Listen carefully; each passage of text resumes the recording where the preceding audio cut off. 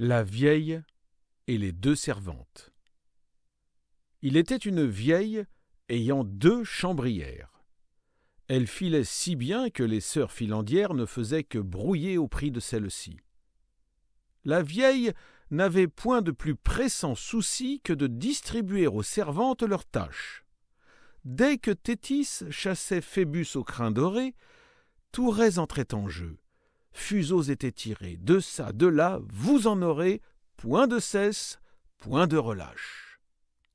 Dès que l'aurore, dis-je, en son char remontait, un misérable coq à point nommé chantait. Aussitôt notre vieille, encore plus misérable, s'affublait d'un jupon crasseux et détestable, allumait une lampe et courait droit au lit où, de tout leur pouvoir, de tout leur appétit, dormaient les 2 pauvres servantes.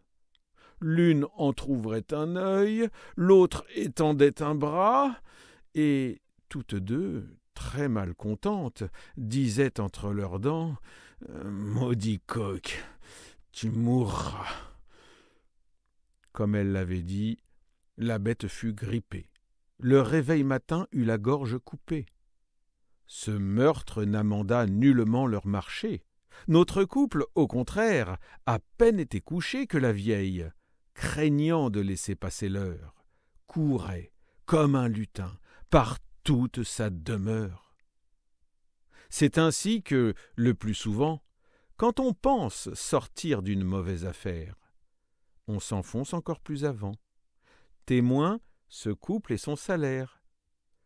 La vieille, au lieu du coq, les fit tomber par là de Charybde en Scylla.